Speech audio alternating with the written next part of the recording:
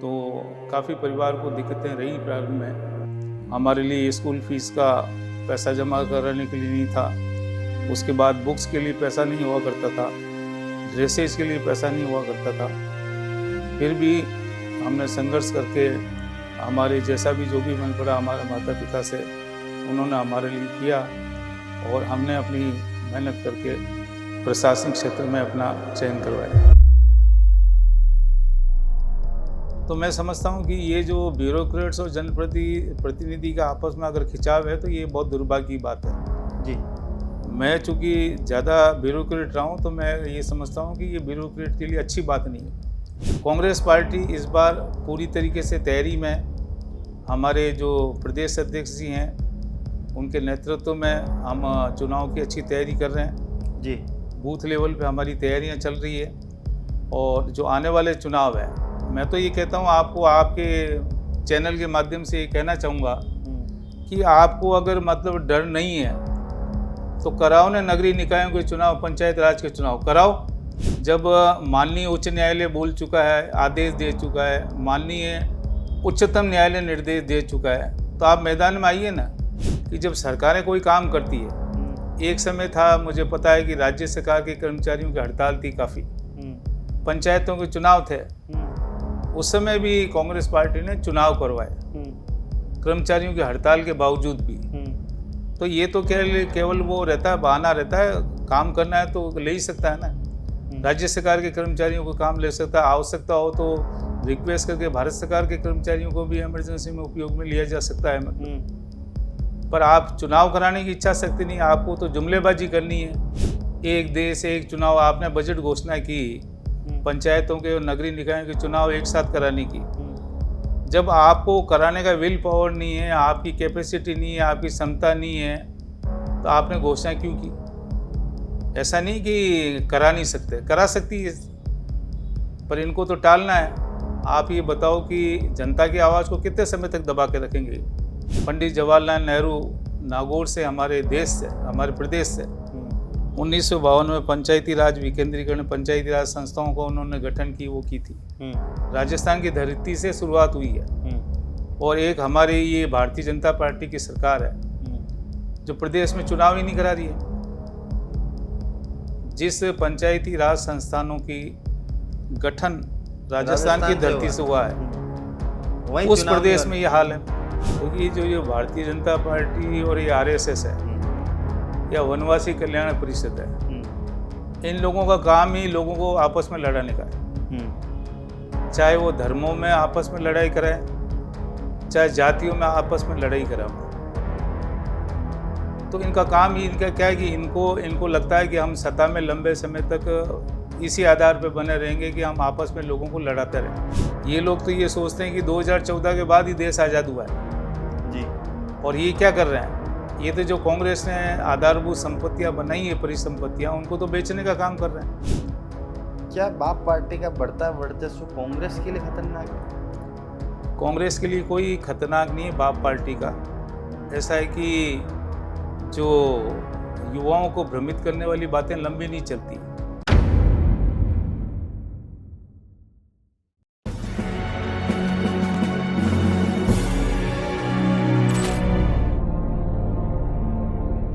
खुदी को कर बुलंद इतना कि हर तकदीर से पहले खुदा बंदे से खुद पूछे, बता तेरी रजा क्या है। गरीबी, संघर्ष और साधारण परिवार से निकलकर कलेक्टर की कुर्सी तक पहुंचने तक का सफर, फिर प्रशासन का पद छोड़ राजनीति का कठिन रास्ता चुनना और मेवाड़ की राजनीति में अपनी अलग पहचान बनाना, मिशन कोटड़ा से लेकर उदयपुर के विकास का विजन, आदिवासी समाज के उत्थान की सोच, चुनावी हार के बाद सीख और भविष्य की राजनीति।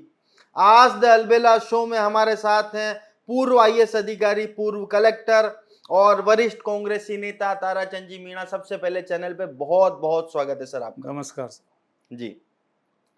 अब प्रश्नों का सिलसिला आपसे शुरू करते हैं जी। और उससे पहले सर, कलेक्टर भी आप उदयपुर शहर के रहे हैं, लोकसभा प्रत्याशी भी रहे हैं। अगर लोकसभा प्रत्याशी में सांसद बन जाते, कलेक्टर साहब तो आप रहे थे, क्या लोग उसी क्योंकि हमेशा हमने देखा है कि जब किसी बड़े अधिकारी से कोई व्यक्ति बात करता है तो अपने आप एक अदब से बात करनी पड़ती है उसको, और ये हमारे देश की और हमारे समाज की एक संस्कृति है कि हम हमारे से जो ज़्यादा अधिक पढ़े लिखे शिक्षाविद लोग होते हैं हम उन्हें सम्मान देते हैं, और जो हमारे अधिकारी हैं उनको हम सम्मान देते हैं। क्या अगर ताराचंद जी सांसद बन जाते तो भी वही रुबाब रहता है, रुतबा रहता है, या फिर एक जन नेता और एक अधिकारी वर्ग का दोनों का तालमेल अलग अलग होता है? देखिए, मैं जो कलेक्टर रहा हूँ उदयपुर से नहीं बल्कि उदयपुर ज़िले का कलेक्टर था। जी। और जहाँ तक आप रुतबे या रुआब की बात कर रहे हैं तो मैं ये कहना चाहूँगा कि मेरा जो कार्यशैली है, जी। मैं प्रारंभ से ही मैं सादगीपूर्ण रहा हूँ। जी। सरकार में किसी भी पद पे रहा हूँ, कई विभागों में विभाग अध्यक्ष रहा, कई जिलों में कलेक्टर रहा, लेकिन मेरा हमेशा जो कार्यशैली और व्यवहार है वो सादगीपूर्ण है। तो मैं किसी ऐसी चीज़ की अपेक्षा नहीं करता हूँ कि मुझे कोई रुतबा या रुआब का मुझे कोई इस तरह से कोई शौक हो या इस तरह मैं अपेक्षा करता हूँ। तो मैं तो जी। हमेशा सादगीपूर्ण ही रहा हूँ। जी। तो मतलब अगर हमारे सांसद साहब बन भी जाते हैं तो भी सादगीपूर्ण ही बिल्कुल, लोगों से मिलते हैं। बिल्कुल। जी। अच्छा, बैंक क्लर्क से शुरू हुआ सफर, फिर आरएस, फिर आईएएस, कलेक्टर, उसके बाद लोकसभा चुनाव तक, अगर पूरी यात्रा को एक शब्द में बयां करना हो तो वो क्या होगा? देखिए, इसमें अगर आपने एक शब्द की बात कही है तो मैं तो ये कहूँगा कि अगर कठोर परिश्रम और दृढ़ इच्छा शक्ति है तो व्यक्ति किसी भी मुकाम को हासिल कर सकता है। और मेरा तो सफलता का राज यही है। जी। अच्छा, बैंक क्लर्क, ये पूरा सफर कौन से सन में शुरू हुआ? क्या सन रहा होगा वो? देखिए, मैंने अपनी जो माध्यमिक शिक्षा है वह मारवाड़ जंक्शन जिला पाली से की। जी। और उसके बाद में उच्च माध्यमिक परीक्षा मैंने ब्यावर से उत्तीर्ण की। जी। और इसके बाद जो मैंने ग्रेजुएशन है, स्नातक है, वो गवर्नमेंट कॉलेज अजमेर से किया।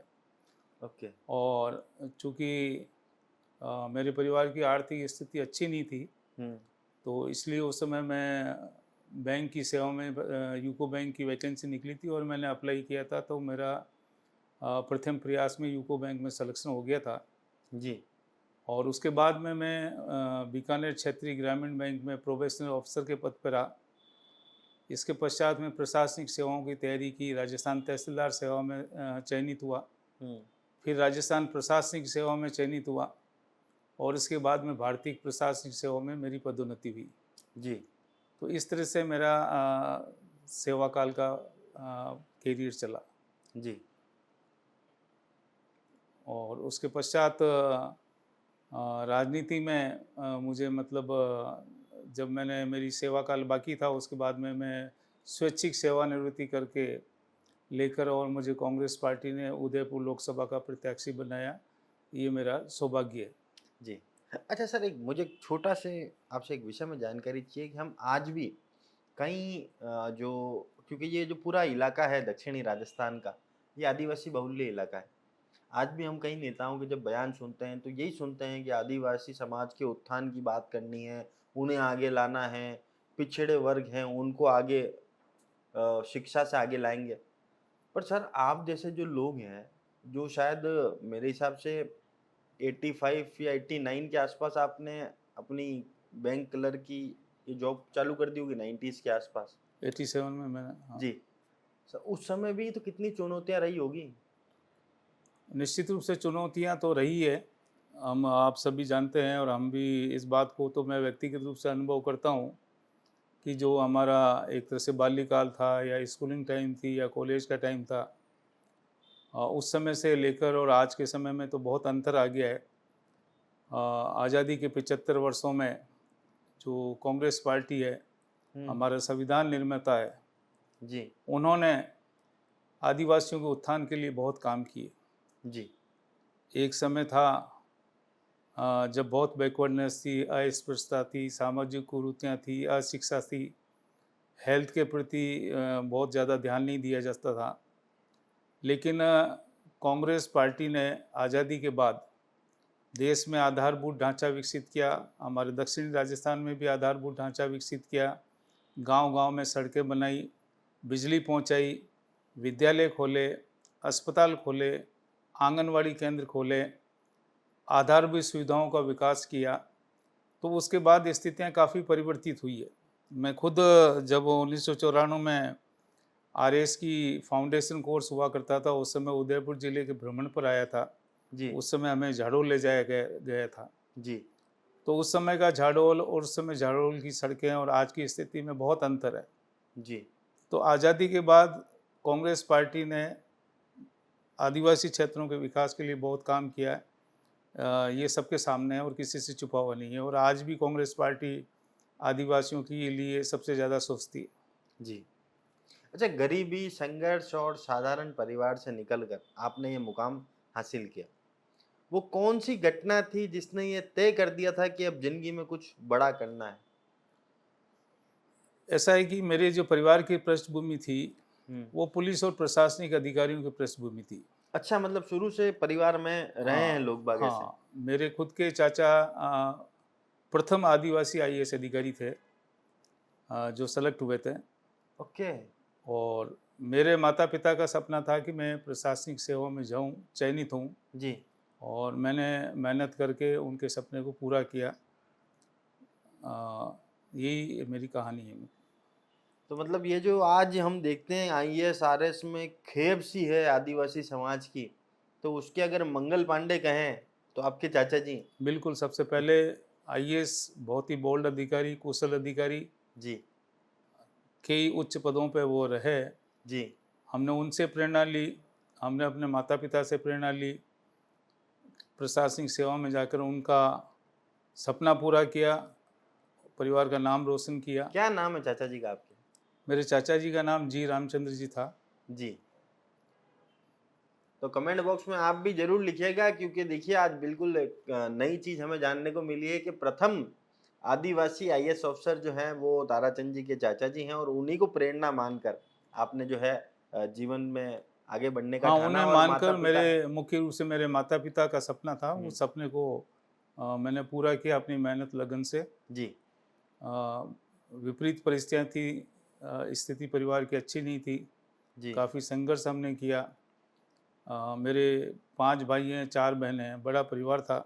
जी। मेरे पिता रेलवे में कर्मचारी थे, अल्प वेतन भोगी थे। तो काफ़ी परिवार को दिक्कतें रही प्रारंभ में।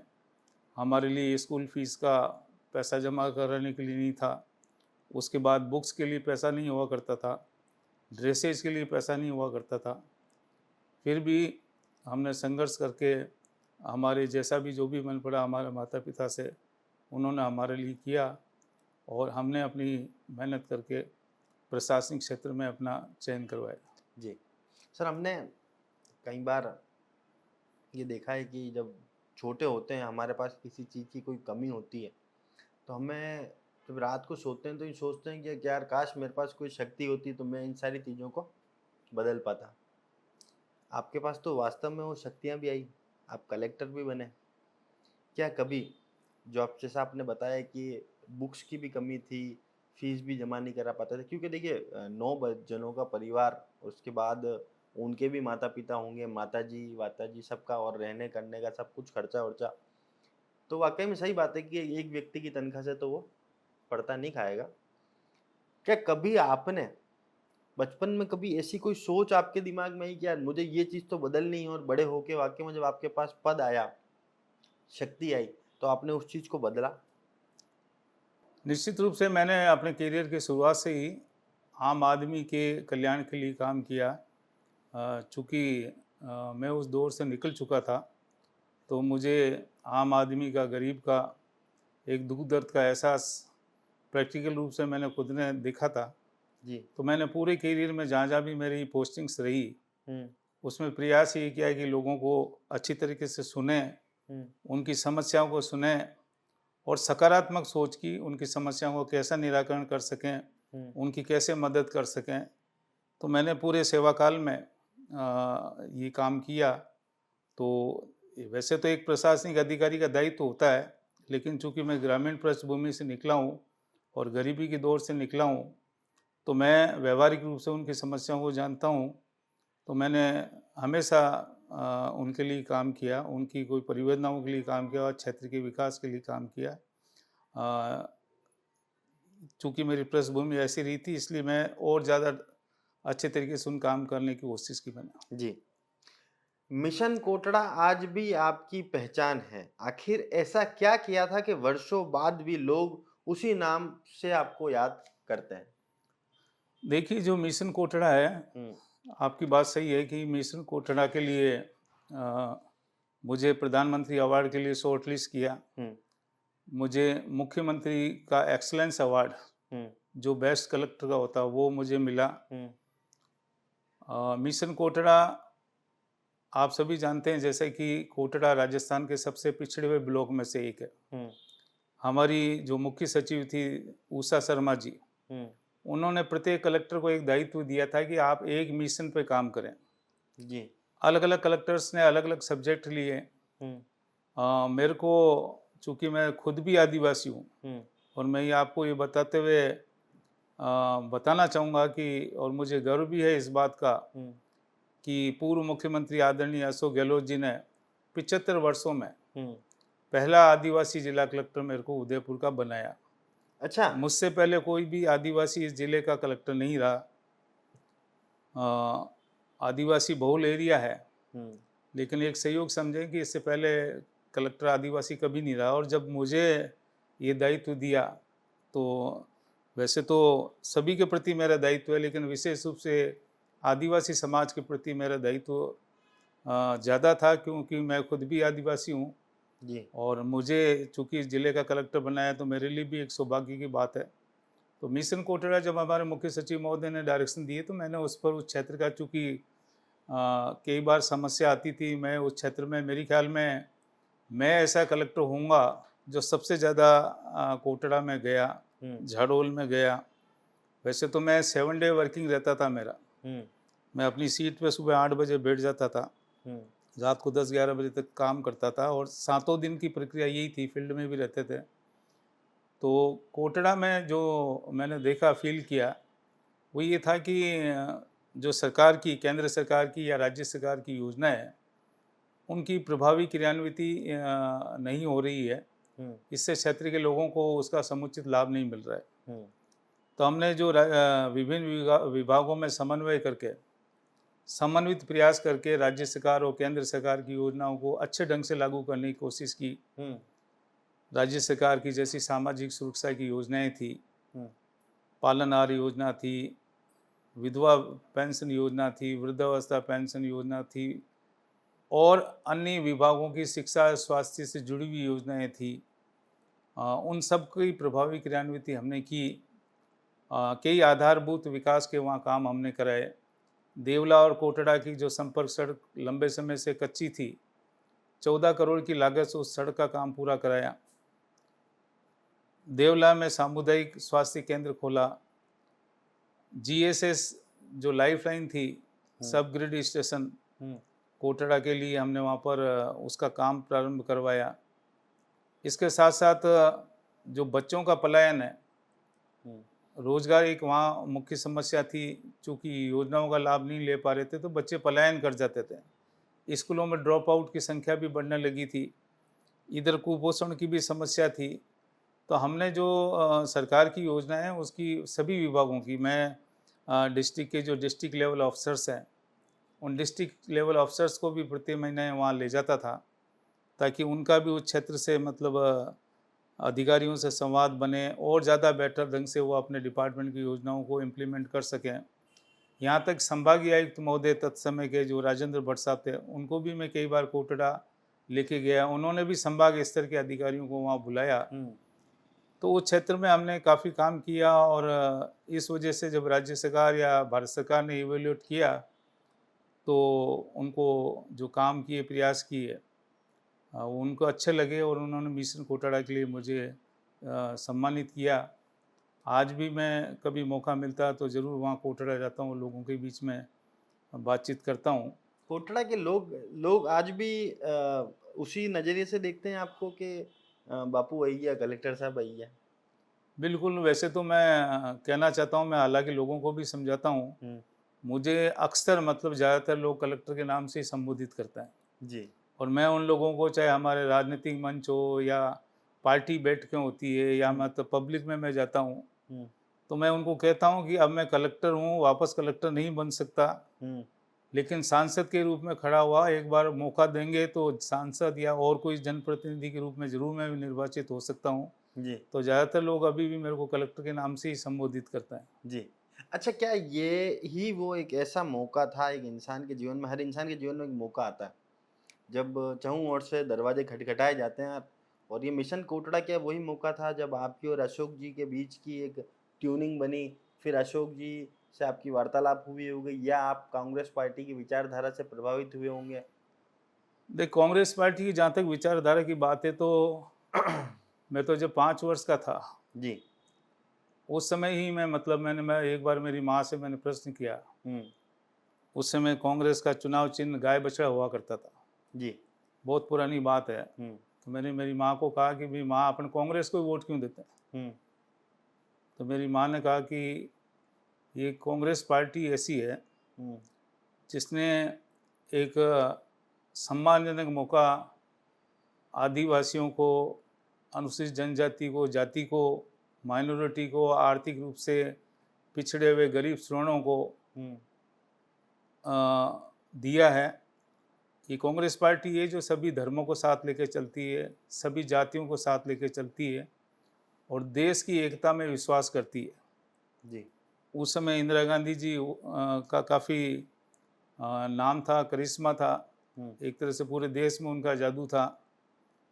तो मैं जब बचपन में ही मैं कांग्रेस की विचारधारा से प्रभावित था, हुँ, और जब भी मैं जैसे राजकीय सेवा में भी रहा, हुँ, तो यूँ तो सभी सरकारों में सरकार की योजनाओं को क्रियान्वित करने का पूरा प्रयास किया, हुँ, लेकिन जो कांग्रेस की योजना है, हुँ, वो मैंने व्यक्तिगत रूप से अनुभव किया है कि वो आम जनता के लिए ज़्यादा हुँ, अच्छी और बेहतर योजनाएं रहती है। और कांग्रेस का फोकस गरीबों के प्रति, छात्रों के प्रति, युवाओं के प्रति, महिलाओं के प्रति और जो दबे हुए लोगों के प्रति उनकी ज़्यादा फोकस रहता है। वो योजनाएं भी इसी ढंग से लाते हैं। जी, तो मैं कांग्रेस की विचारधारा से तो प्रारंभ से ही प्रभावित था। जी, और जहाँ तक आप अशोक गहलोत साहब की बात कर रहे हैं, तो कोई मिशन कोटड़ा से मेरा अशोक गहलोत जी से संपर्क नहीं है।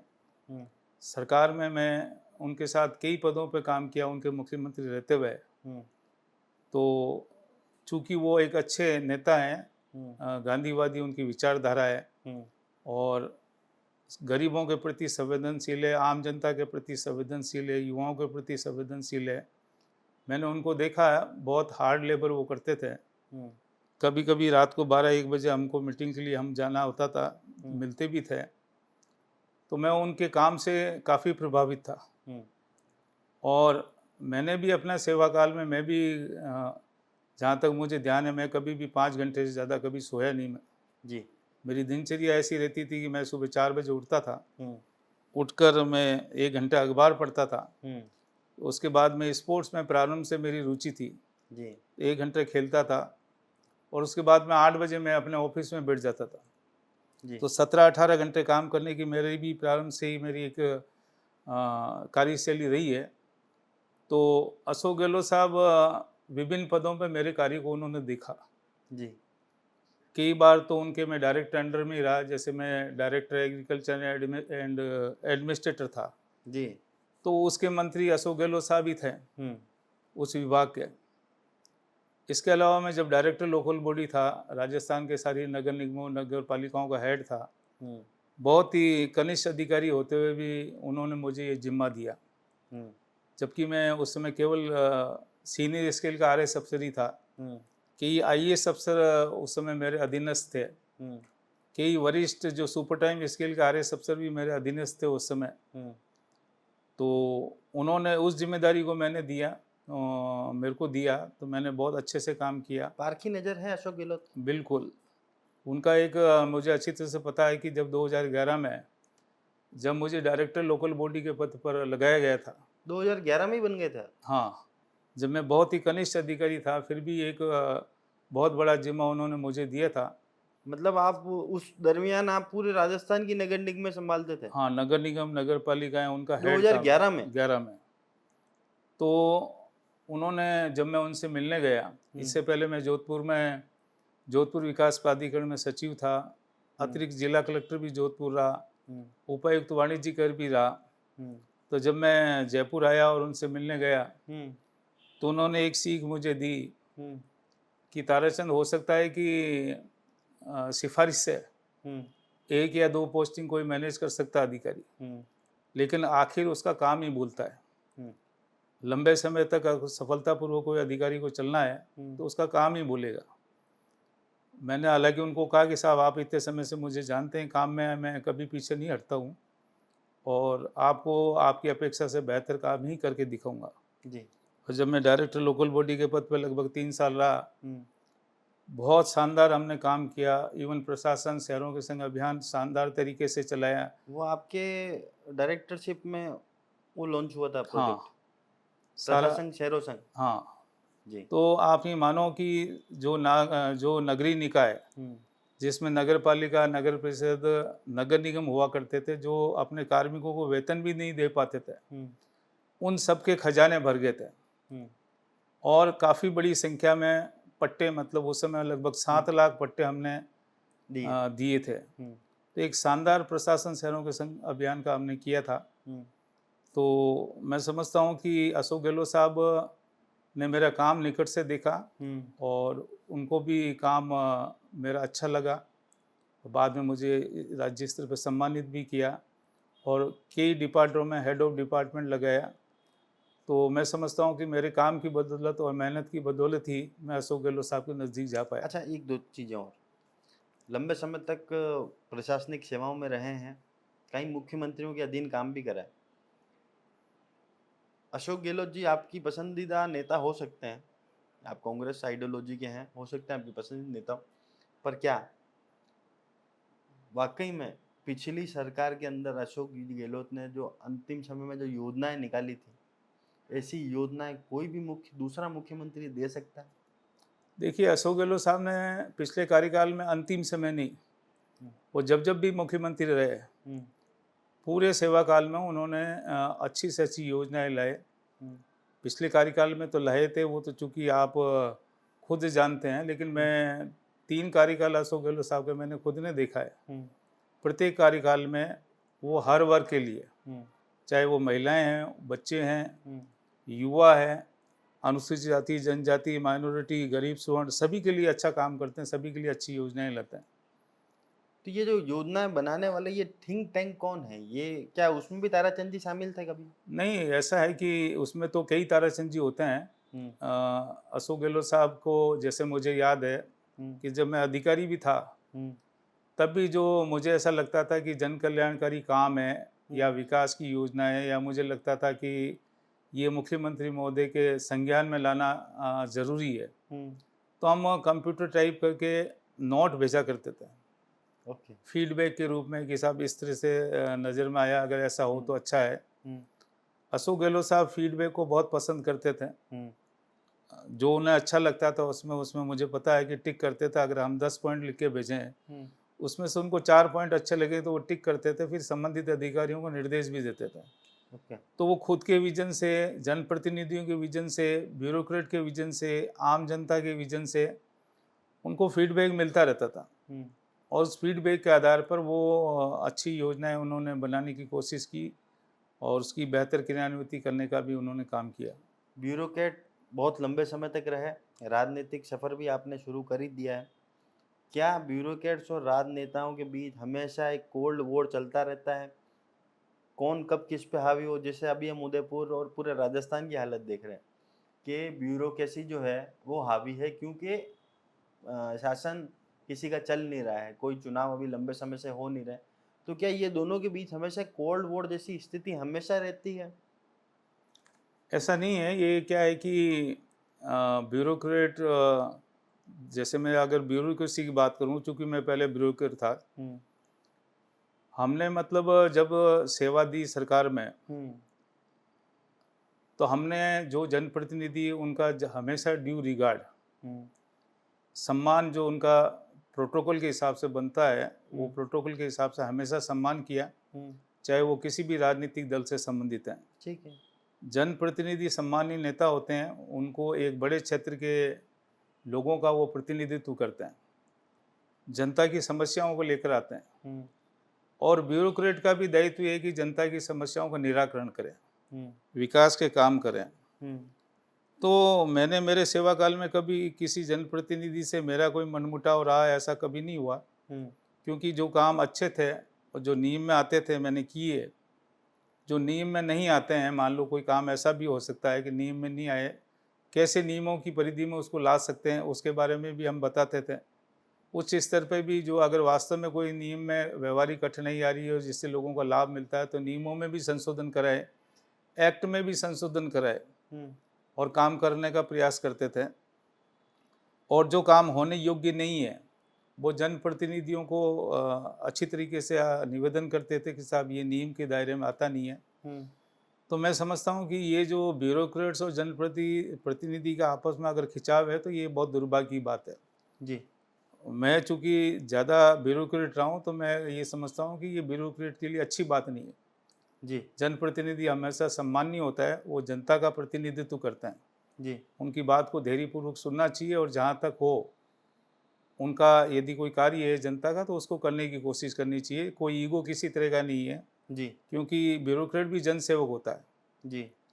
तो मैं समझता हूँ कि ब्यूरोक्रेट्स को हमेशा जनप्रतिनिधि का सम्मान करना चाहिए और समन्वय से काम करना चाहिए। समन्वय से काम करना चाहिए। आपने डायरेक्टर ऑफ लोकल बॉडीज रहते हुए राजस्थान की नगर निगमों और डायरेक्टर एग्रीकल्चर मार्केटिंग के रूप में प्रदेश की मंडियों का सफल संचालन किया, साथ ही कई बड़े विभागों की जिम्मेदारी निभाई है। अब जब उदयपुर के नगर निगम चुनाव नज़दीक हैं तो आपके इस लंबे प्रशासनिक अनुभव का उदयपुर के विकास, नगर निगम की व्यवस्था और शहर की आधारभूत सुविधाओं को मजबूत करने में क्या योगदान हो सकता है? 6 बार का सूखा है, क्या 7वीं बार कांग्रेस पलटवार कर पाएगी? क्या ताराचंद जी के अनुभव का लाभ ले पाएगी? देखिए, पिछला जो बोर्ड था वो भी बहुत कम मार्जिन से कांग्रेस लूज की थी, जी।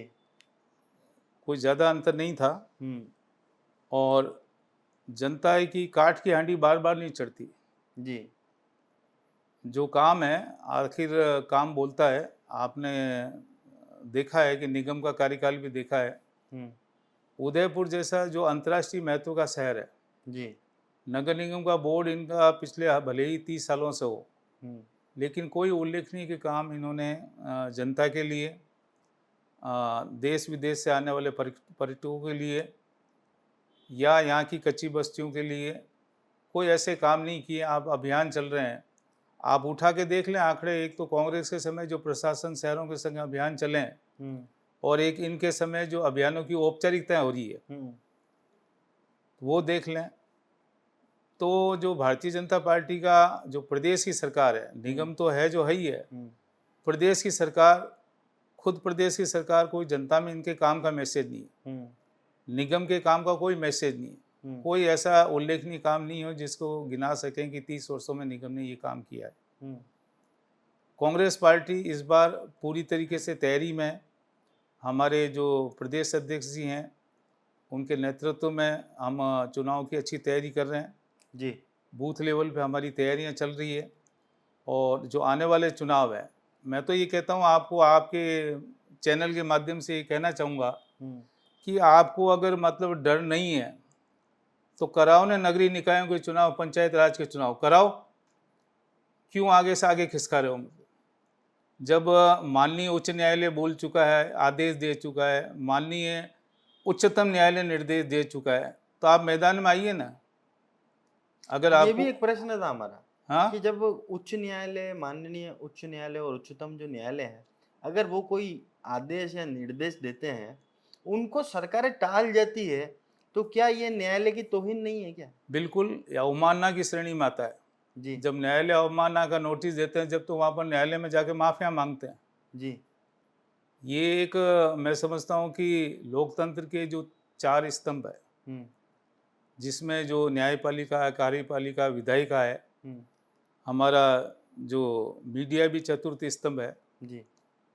तो इस कार्यपालिका को चाहिए, विधायिका को चाहिए, विशेष रूप से अब जब कार्यपालिका है, कि वो न्यायपालिका का सम्मान करें, मुझे ये बताइए कि न्यायपालिका ने क्या गलत निर्देश दिए।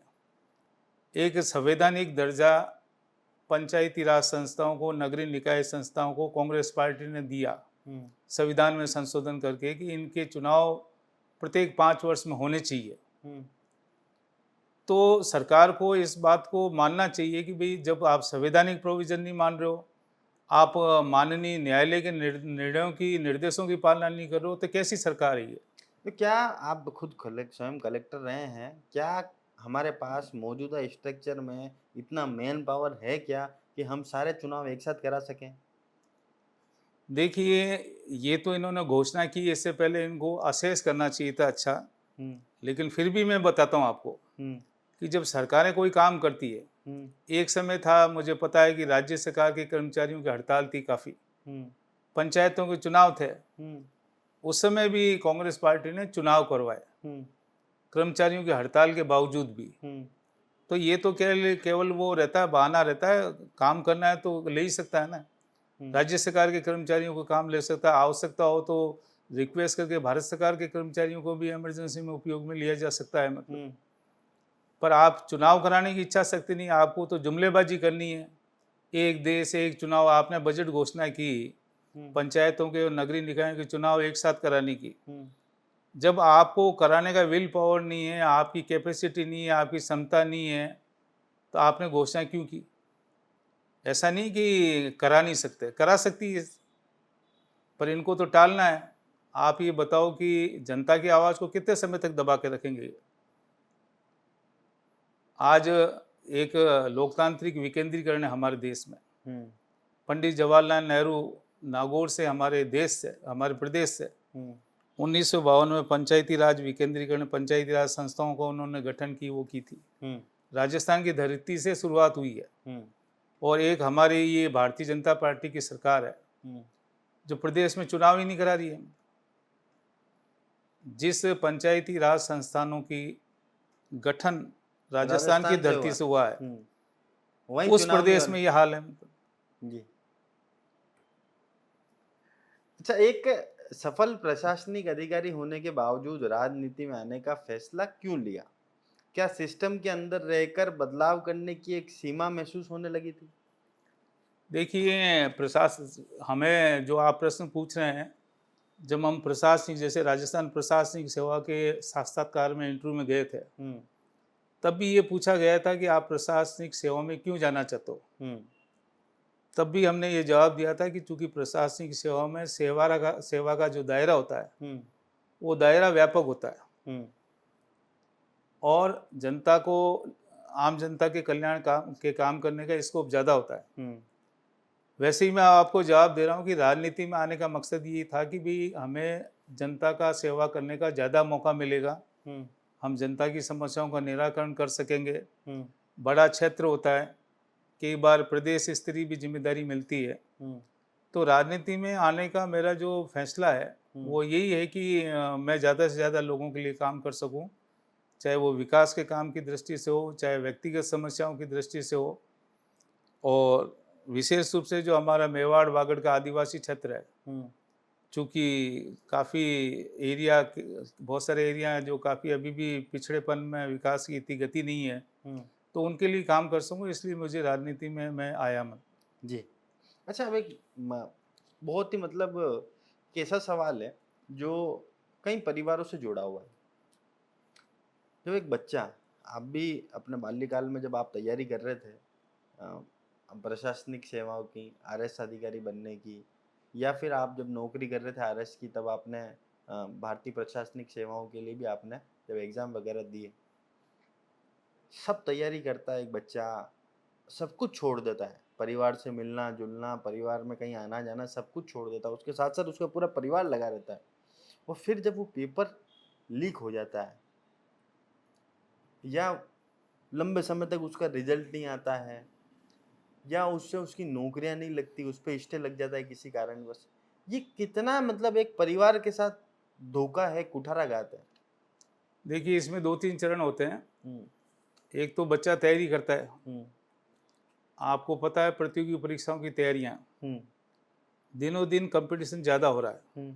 मैं मानता हूँ कि जो हमारे समय में कंपटीशन का दायरा था उससे कई गुना कंपटीशन अभी बढ़ गया है।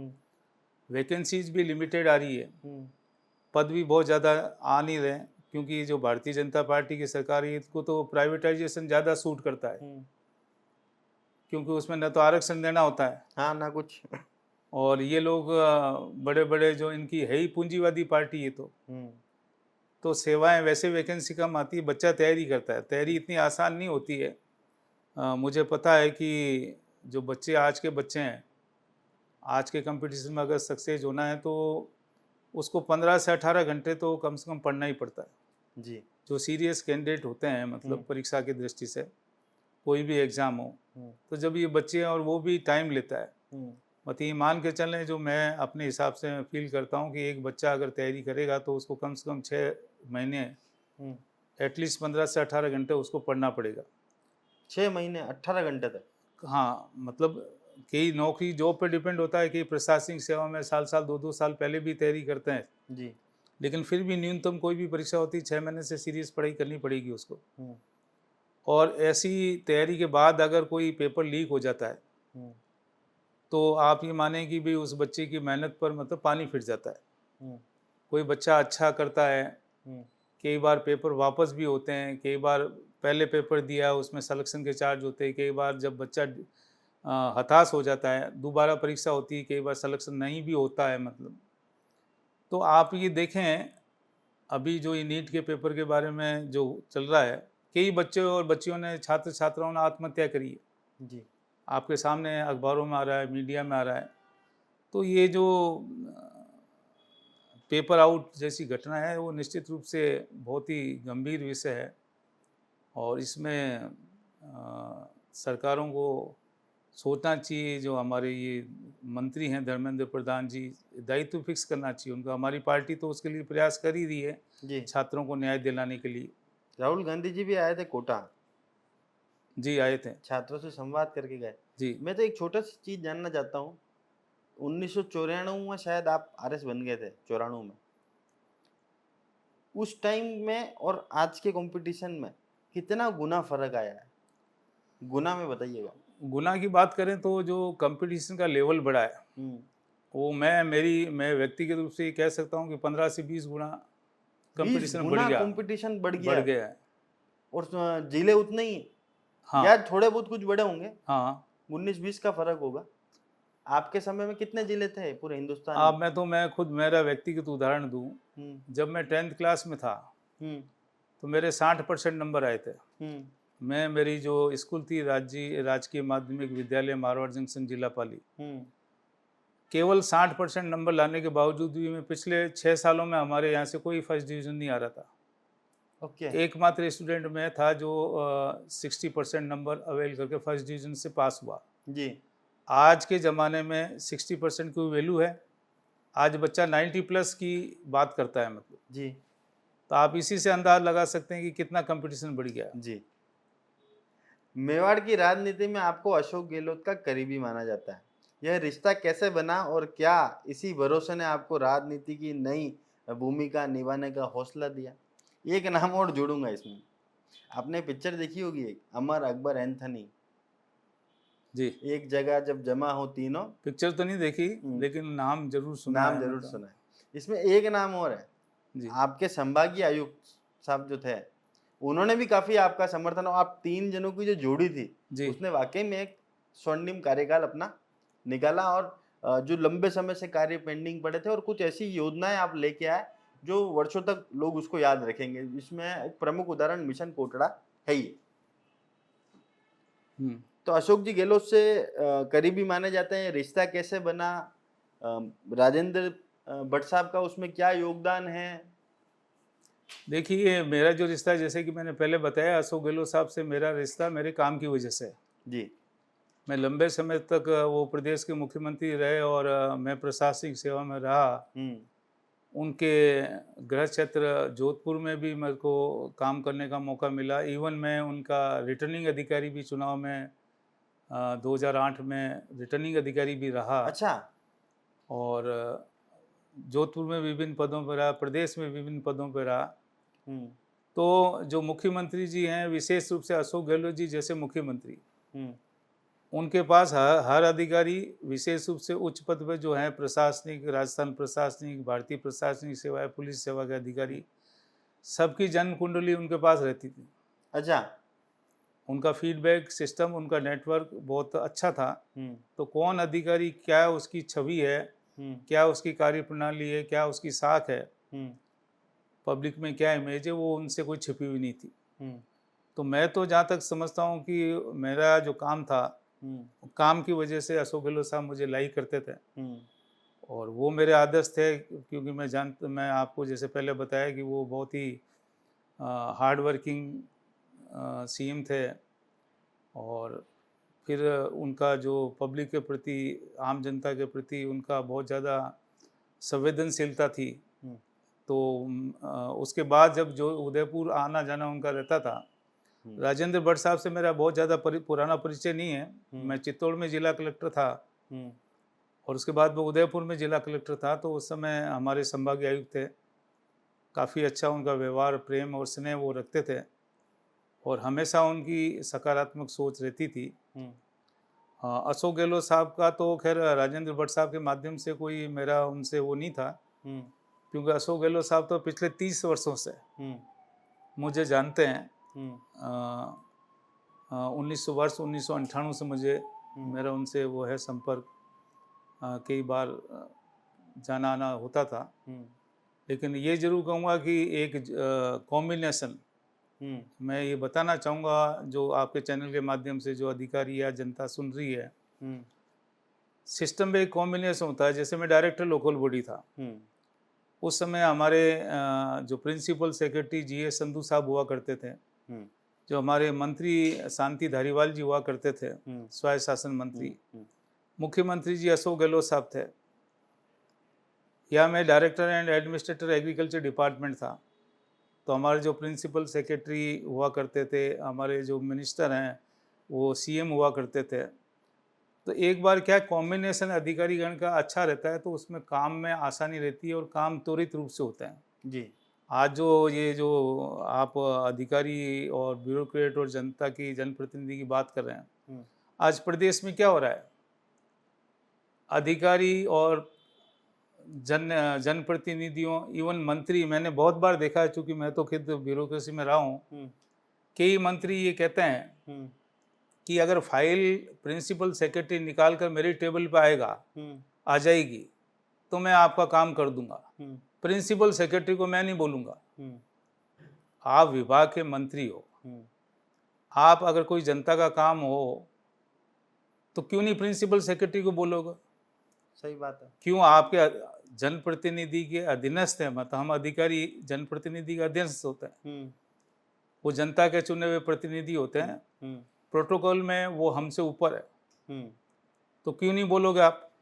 लेकिन ज़्यादातर हो क्या रहा है, ऊपर से लेकर नीचे तक ना कोई मंत्री और ब्यूरोक्रेट में समन्वय है। लेकिन भट्ट साहब थे तो हमारा ये था कि भी आपस में कोऑर्डिनेशन, अगर कलेक्टर कमिश्नर में कोऑर्डिनेशन अच्छा होता तो काम अच्छा होता है जी। तो उनका स्नेह मुझ पे था, आज भी मेरा स्नेह है उनसे जी, व्यक्तिगत स्नेह है जी। अच्छा, हाल ही में केंद्रीय गृह मंत्री अमित शाह ने आदिवासी समाज के लिए वनवासी शब्द का इस्तेमाल किया, जिस पर देश भर में बहस छिड़ गई। आप खुद आदिवासी और वनवासी में सिर्फ शब्दों का फर्क है या पहचान, इतिहास और अधिकारों का भी? देखिए, जो भारतीय जनता पार्टी और ये आरएसएस है या वनवासी कल्याण परिषद है, इन लोगों का काम ही लोगों को आपस में लड़ाने का है। चाहे वो धर्मों में आपस में लड़ाई कराएं, चाहे जातियों में आपस में लड़ाई कराएं, तो इनका काम ही इनका क्या है कि इनको लगता है कि हम सत्ता में लंबे समय तक इसी आधार पर बने रहेंगे कि हम आपस में लोगों को लड़ाते रहें। हमारी कांग्रेस पार्टी प्रेम में और भाईचारे में विश्वास करती है। एक हमारी आइडियोलॉजी है कांग्रेस की कि देश को आज़ादी दिलवाई, सभी धर्मों को लोगों ने मिलकर दिलवाई, महिलाओं ने दिलाई, युवाओं ने दिलाई, और देश की आज़ादी के बाद भी हमारा जो संविधान बना वो हमारा देश का संविधान धर्मनिरपेक्ष है। जी। कांग्रेस ने हमेशा देश की एकता और अखंडता में विश्वास किया। हमारी अपनी विचारधारा है। कांग्रेस हमेशा धर्म, ना तो धर्म के नाम पे वोट मांगती है, ना जाति के नाम पे वोट मांगती है। लेकिन ये जो भारतीय जनता पार्टी है, उनका तो ये क्या है कि एक तरह से एजेंडा ही यही है। अब आप जो केंद्रीय गृह मंत्री जी की बात बताई है, अब वनवासी कौन होते हैं? वनों में रहते वन में तो आप भी रह सकते हो, कोई भी, मतलब जो भी रह रहा है वनवासी, वो कोई जो वनों में रहता है वो वनवासी होता है। लेकिन जो आदिवासी है, आदिवासी पृथ्वी पर सबसे पहले आए, आदिकाल से वो रहते हैं। उनकी अपनी अलग कला, संस्कृति, भाषा, परंपरा सब पृथक है। तो हाँ भाई, जो आदि अनादिकाल से इस सृष्टि पर मौजूद हैं वो आदिवासी कहलाते हैं। हाँ, जिनकी जो प्रकृति को पूजते हैं वो आदिवासी हैं। हाँ, तो ये बात ही वनवासी तो और वनवासी शब्द जो है वो समाज को चुभने वाला शब्द है। नहीं, ये तो इनको सोचना चाहिए कि आदिवासी अलग है, वनवासी तो कोई भी हो सकता है जो वनों में रहता है, वो गैर आदिवासी भी हो सकता है। वाले जो नेता हैं जो आदिवासी समाज से ताल्लुक रखते हैं, वो इतनी खुशी क्यों जाहिर कर रहे हैं इस बयान के ऊपर? देखिए, वो तो बीजेपी की आइडियोलॉजी है। वो बीजेपी की आइडियोलॉजी यही है कि भी जातियों में लड़ाओ, आपस में कंट्रोवर्सी पैदा करो। इनका तो इन्होंने तो इसकी पीएचडी मास्टरी कर रखी है। जी, मैं आपके चैनल के माध्यम से कहना चाहूँगा कि ये जिस देश को जिस दिशा में ले जा रहे हैं, कांग्रेस ने तो इतने वर्षों देश को एकता, अखंडता को बना के रखा है। सभी धर्मों, जातियों में समन्वय रखा। लेकिन ये जो धर्मों और जातियों में आपस में फूट डाल रही है सत्ता के लालच से, सत्ता में आने के लिए, ये देश को दूरगामी, इसके परिणाम अच्छे नहीं होंगे। हमारी देश की, हम दुनिया के सर्वश्रेष्ठ लोकतंत्र में से भारत एक। आज़ादी के बाद में हमने, कांग्रेस पार्टी ने आधारभूत विकास करवाए, शिक्षा का स्तर बढ़ाया, स्वास्थ्य का स्तर बढ़ाया, सारे कल कारखाने, डैम, एयरपोर्ट, रेलवे सारे डेवलप किए। ये लोग तो ये सोचते हैं कि 2014 के बाद ही देश आज़ाद हुआ है। जी। और ये क्या कर रहे हैं? ये तो जो कांग्रेस ने आधारभूत संपत्तियां बनाई है, परिसंपत्तियां, उनको तो बेचने का काम कर रहे हैं। क्या बाप पार्टी का बढ़ता वर्चस्व कांग्रेस के लिए खतरनाक है? कांग्रेस के लिए कोई खतरनाक नहीं है बाप पार्टी का। ऐसा है कि जो युवाओं को भ्रमित करने वाली बातें लंबी नहीं चलती। आप देख लिए, आप अगर बात करेंगे तो मेरे खुद के लोकसभा के चुनाव में, विधानसभा के चुनाव में लगभग 3.5 लाख वोट इन लोगों के आए थे, और जबकि लोकसभा में 2 लाख के लगभग वोट आए इनके। जी। तो इनका आधार तो धीरे धीरे नीचे आ रहा है, ग्राफ तो। आने वाले पंचायत चुनाव में आप देख लेना। मैं तो ये कहना चाहता हूँ कि कोई भी पार्टी जो जाति के आधार पर और धर्म के आधार पर चलेगी, जो सबको साथ लेकर नहीं चलेगी, तो उसका लंबा भविष्य नहीं हो सकता। आदिवासी इलाकों में शिक्षा, रोजगार और पलायन आज भी बड़ी चुनौती है। अगर आपको सिर्फ 3 फैसले लेने का मौका मिले तो सबसे पहले क्या करेंगे? देखिए, आदिवासी क्षेत्रों में जो सबसे ज़्यादा ज़रूरत है वो रोजगार की है। क्योंकि जो आदिवासी की जो कृषि भूमियाँ हैं, उसकी होल्डिंग बहुत छोटी होती है। एवरेज 1 बीघा ज़मीन होती है आदिवासी के पास में, जिससे वर्ष पर्यंत वो अपने परिवार का भरण पोषण नहीं कर पाता है। तो सबसे ज़्यादा ज़रूरत है रोजगार की। जैसे कांग्रेस पार्टी ने, पिछली सरकार ने प्रत्येक उपखंड मुख्यालय पर औद्योगिक क्षेत्र विकसित करने का बजट घोषणा की थी।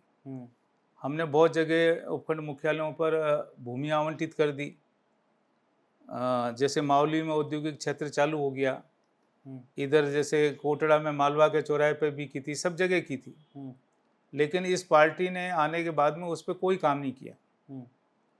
मैं तो ये कहना चाहूँगा कि जैसे हमारे पूर्व मुख्यमंत्री अशोक गहलोत जी बोलते हैं कि सरकार की अगर अच्छी योजनाएं हैं, चाहे वो बीजेपी की हो, हाँ, चाहे तो हमें कोई वो नहीं है, मतलब उसकी वो उन्होंने प्रशंसा ही करते हैं अगर अच्छा काम होता है तो। अच्छा, तो बीजेपी की एक ऐसी योजना जो आपको भी वाकई में प्रभावित किया हो, जिसने? कौन सी योजना है? मुझे तो ऐसा कुछ है नहीं कि कोई बीजेपी ऐसी कोई योजना हो 2.5 सालों में प्रदेश में कोई है नहीं। ये तो नीचे नीचे ले जा रहे हैं। जी आप चाहे वो केंद्र सरकार की बात करें, जिन देशों से हमारे हजारों सालों से अच्छे रिश्ते थे, आपकी इनकी विदेश नीति देखें आप। ऑपरेशन सिंदूर के दौरान, ईरान अमेरिका के युद्ध के दौरान इनकी विदेश नीति हमारे सामने आ गई। किस देश ने हमारा समर्थन किया? बल्कि जो बहुत सारे देश, नेपाल है, बांग्लादेश है, भूटान है, इतने लंबे समय से श्रीलंका है, हमारे अच्छे संबंध थे, वो संबंध भी अभी वो वाली पहले वाली बात है नहीं। मतलब जी एक देश ने समर्थन नहीं किया ऑपरेशन सिंदूर के दौरान देश का, तो हर मोर्चे पे विफल है। आज पेट्रोल डीजल के भाव देख लो, गैस सिलेंडर की बात देख लो, जी युवाओं को रोजगार की बात देख लो, जी। ये तो जुमले जुमले कितने दिन चलेंगे? मतलब जन्म कब का है ताराचंद जी आपका? मेरा जन्म तो यूं तो मेरे 5 भाई है, जी उसमें से 4 भाइयों का 1 जुलाई जन्म तिथि समान है जब स्कूल नहीं, एडमिशन सन होता था। सन सन 1964। 1964। हाँ मतलब नेहरू जी जब प्रधानमंत्री थे तब आप पैदा हो गए थे।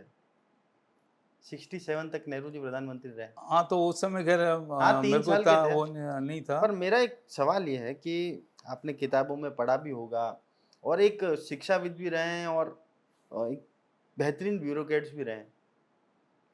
एक सवाल आपसे, क्या जवाहरलाल नेहरू होना ज़्यादा मुश्किल काम था या नरेंद्र मोदी होना ज़्यादा मुश्किल काम है? देखिए, मैं आपके दोनों प्रश्नों का जवाब दूंगा। एक जो सवाल आपने पहले किया था वो अधूरा रह गया था। इसके बारे में आपने पूछा है, तो आप ये बताएं कि 1947 में देश आज़ाद हुआ था। उस समय देश की स्थिति क्या थी? न हम खाद्यान्न पर आत्मनिर्भर थे, न हमारे देश का कोई आधारभूत ढांचा विकसित हुआ था। देश चूंकि लंबे समय तक अंग्रेजों की गुलामी के बाद आज़ाद हुआ था, तो उस समय हमारे सामने बहुत सारी चुनौतियां थी। हमें अपना संविधान बनाया, संविधान के बाद में लोकतांत्रिक व्यवस्था आरंभ की, चुनाव प्रारंभ करवाए, पंचायती राज संस्थाओं के चुनाव प्रारंभ कराए, देश का आधारभूत ढांचा, चाहे वो कल कारखाने हैं, बंदरगाह है, भारी उद्योग है, एयरपोर्ट है, श्वेत क्रांति, हरित क्रांति, ब्लू क्रांति, बहुत सारे आत्मनिर्भर करने की दृष्टि से हमने देश में अभियान चलाए। हमने मतलब बैंकों का राष्ट्रीयकरण किया। इसके अलावा अनुसूचित जाति को आरक्षण दिया, महिलाओं को आगे बढ़ाया। मतलब तो एक बहुत जो चुनौती भरा समय था आज़ादी के बाद में, उस समय, और फिर इसके बाद में वार हुए, पाकिस्तान के वार हुआ, चाइना के साथ में वार हुआ। सरदार वल्लभ भाई पटेल ने रियासतों का एकीकरण कराया। एक बहुत ज़्यादा चुनौतियाँ उस समय हमारे देश के सामने थी, और उसके बावजूद हमारा देश सफल लोकतंत्र की तरफ बढ़ा। तो इनको तो पका पकाया मिला है सब। मोदी जी के समय तो देश में ज़्यादातर बातें व्यवस्थित हो चुकी थी। हाँ, मतलब एक पूरा बेसिक स्ट्रक्चर हम लोगों को कंप्लीट था, सिर्फ हमें गियर दबा के आगे बढ़ना था बस। किया। आप देख लें, हमारी प्रधानमंत्री स्वर्गीय इंदिरा गांधी, जो आयरन लेडी के नाम से भी जानी जाती है, उसने पाकिस्तान के 2 टुकड़े करा दिए। कांग्रेस सरकार के समय परमाणु परीक्षण करवाया। अब इन्होंने क्या किया? ये जो 56 इंच की छाती, 56 इंच की छाती करके चिल्लाते हैं, क्या कर लिया इन्होंने? पुलवामा के समय क्या कर लिया, या ऑपरेशन सिंदूर के समय क्या कर लिया? कहने में तो ये बड़ी बड़ी बातें करते थे कि हम कश्मीर को आज़ाद करा देंगे, पाकिस्तान के 2 टुकड़े करा देंगे, बलूचिस्तान को अलग कर देंगे। किया क्या इन्होंने? तो कांग्रेस पार्टी बोलती कम है। हमारे कांग्रेस के नेताओं की एक समझ लें एक आदत है, हम लोग बोलते कम है। यही जो है, यही चीज जो आप युवाओं की, आज का युवा जो है उसको जब तक आप समझा नहीं पाएंगे, क्या समझाने में कमी हो पा रही कांग्रेस पार्टी की तरफ से? कैसा लगता है आपको? देखिए, आप अदरवाइज नहीं लें, आज मीडिया को इन्होंने, ज़्यादातर मीडिया को इन्होंने प्रभावित कर रखा है। अपने हिसाब से बातों को परोसते हैं ये लोग। और चाहे वो सोशल मीडिया हो, ये झूठ को 100 बार बोलते हैं, हम्म, तो वो झूठ भी सच की तरह लगने लगता है। हमारी जो सच बात है हम्म, तो वो कई बार हम लोगों तक नहीं पहुंचा पाते हैं। हम्म, लेकिन कितने दिन चलेगा, युवा सब समझ रहा है। हम्म, अब आप देख रहे हो देश की स्थिति किस किस हालात से गुजर रहा है अभी। हम्म, 2 करोड़ रोजगार हर वर्ष देने की बात थी, क्या हो रहे हैं क्या? इन्होंने ये तो 15 कह रहे लाख हैं 12 खाते, साल बेमिसाल। वो बेमिसाल खाएगा, वो तो बेमिसाल आप आम आदमी से पूछें। क्या राहुल गांधी जी के कोटा में जितने वो छात्र थे जो जैन जी वहां पर आए थे, क्या इस बात का प्रमाण है कि अब युवा जो है अपना मानस बना चुका है? निश्चित रूप से आने वाले आप में तो आपके सामने है परिणाम। पिछली लोकसभा का भी आप देखें, हम्म, कहाँ ये 400 पार की बात कर रहे हैं और 240 पे आके अटक गए। हम्म, हमारी पार्टी तो जो जस्ट डबल हमने सीटें ली है। हम्म, और आने वाले लोकसभा चुनाव में आप देखना, आप राहुल गांधी जी जो इतने संघर्षशील व्यक्तित्व हैं, हम्म, पूरे देश में मुद्दों को लेकर घूम रहे हैं हम्म, और एकमात्र ऐसे नेता हैं जो पूरे दमखम से हम्म, इनका भारतीय जनता पार्टी की केंद्र सरकार का, प्रधानमंत्री जी का विरोध कर रहे हैं हम्म, और नीतियों पर और मुद्दों पर कर रहे हैं। हम्म, आप सब तरफ देख लें भले। जी। अच्छा, हाल ही में राजस्थान में विभिन्न सरकारी पदों पर हजारों युवाओं का चयन हुआ है। बैंक क्लर्क से लेकर कलेक्टर और फिर राजनीति तक का सफर करने वाले ताराचंद मीणा उन युवाओं को क्या संदेश देना चाहेंगे जो अपनी नई जिम्मेदारी संभालने जा रहे हैं? देखो, मैं युवाओं को यही संदेश देना चाहूँगा कि सफलता का कोई शॉर्टकट नहीं होता है। हम्म, आप अगर राजकीय सेवा में चयनित हो गए हम्म, तो राजकीय सेवा में आप ये मान के चलें कि आप लाखों अभ्यर्थियों में से आप हैं जो भाग्यवान हैं कि जो राजकीय सेवा में चयनित हुए हैं। हम्म, और आपका जनता के प्रति दायित्व और ज़्यादा बढ़ जाता है। हम्म, यदि आप, सबसे पहले तो मैं युवाओं को ये कहना चाहूँगा कि सोच सकारात्मक रखें। हम्म, सबसे पहले ये देखें कि जनता का काम कैसे हो सकता है। जी, काम अटकाना तो बहुत आसान है, किसी का काम नहीं करना, बहाने करना तो बहुत आसान है, लेकिन सोच सकारात्मक रखें, पब्लिक का काम कैसे हो सकता है इस पर फोकस करें। जी, दूसरी बात, मेहनत करें। आपको आपका जिस भी डिपार्टमेंट में है हम्म, उसके रूल्स रेगुलेशन की जानकारी सम्यक रूप से होनी चाहिए, जी, ज्ञान होना चाहिए, इसके लिए आपको पढ़ना पड़ेगा। और तीसरी बात जो महत्वपूर्ण है कि आपको हार्ड लेबर करना चाहिए। जी, मेरा उदाहरण, मैं कोई अपनी बड़ाई नहीं करता, हम्म, लेकिन मैं जो पूरे करियर में, आपने कहा कि मैं एक बैंक के बाबू से लेकर IAS तक का सफ़र मैंने किया है, जी, तो वो सफ़र का मुख्य राज यही है कि कड़ी मेहनत।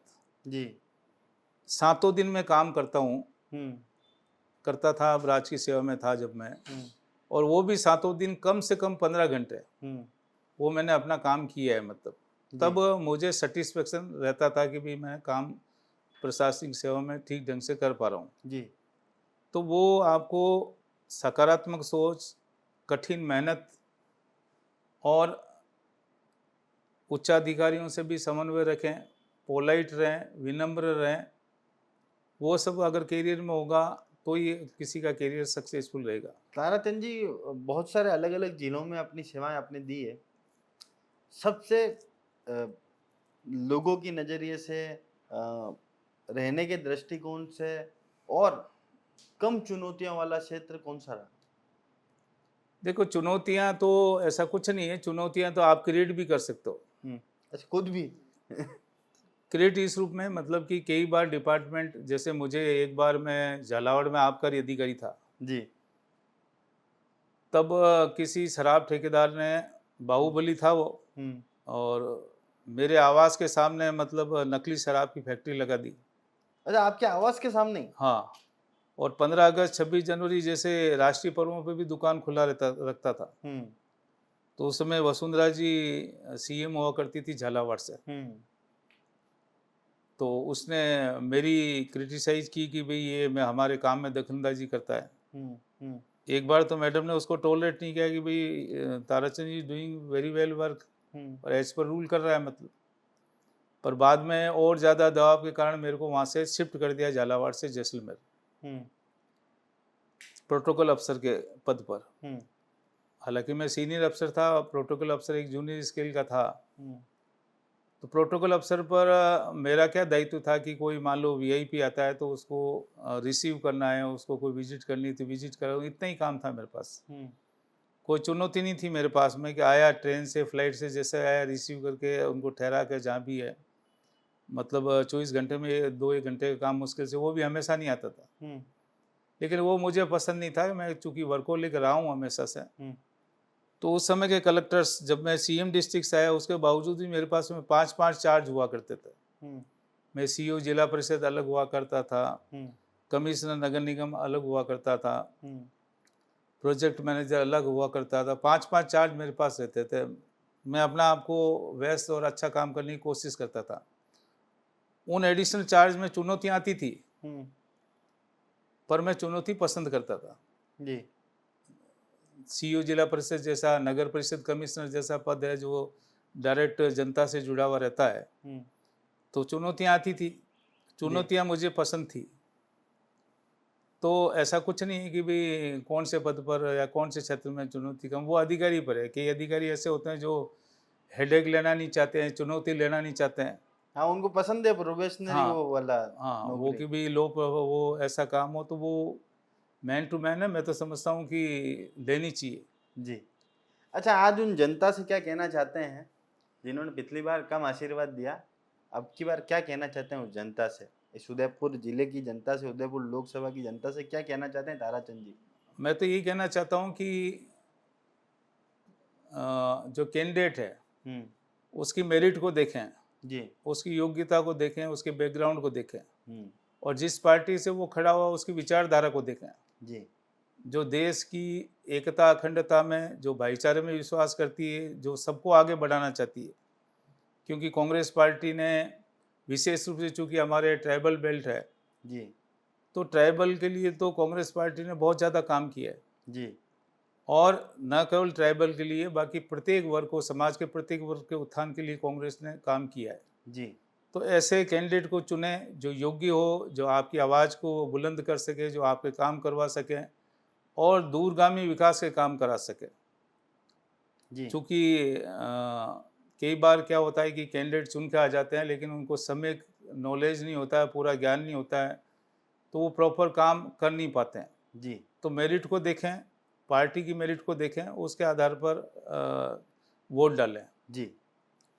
तो ये थे ताराचंद जी मीणा साहब, जिन्होंने बिल्कुल स्पष्ट रूप से कहा कि केवल और केवल व्यक्ति को नहीं, उसकी पार्टी को भी देखें, विचारधारा को भी देखें, और साथ में क्या अच्छा हो सकता है इस पूरे प्रांत के लिए, इन्होंने पूरी तरह बताया। और वाकई में काफ़ी लंबा कार्य अनुभव इनका है, अनेक पदों पर ये रहे हैं, डायरेक्टर बॉडीज भी रहे हैं, राजस्थान की तमाम नगर पालिकाओं का नॉलेज है, मंडियों का भी नॉलेज है, उदयपुर के कलेक्टर भी रहे हैं, लंबा कार्य अनुभव है। एक प्रशासनिक ब्यूरोक्रेट्स और राजनेताओं के बीच के संवाद को लेकर भी इन्होंने काफ़ी अच्छी बात यहाँ पर कही थी। हालांकि कुछ जनता का आशीर्वाद कम मिला था, पर अब ताराचंद जी जो है वो लगातार उदयपुर में कई दौरे यहाँ पर कर रहे हैं, आसपास के क्षेत्रों में, उदयपुर में ही निवास भी कर रहे हैं। आपको भी नीचे बिल्कुल कमेंट बॉक्स में इनका एड्रेस भी दिया हुआ है, फ़ोन नंबर भी दिए मैं इनके ऑफिस के।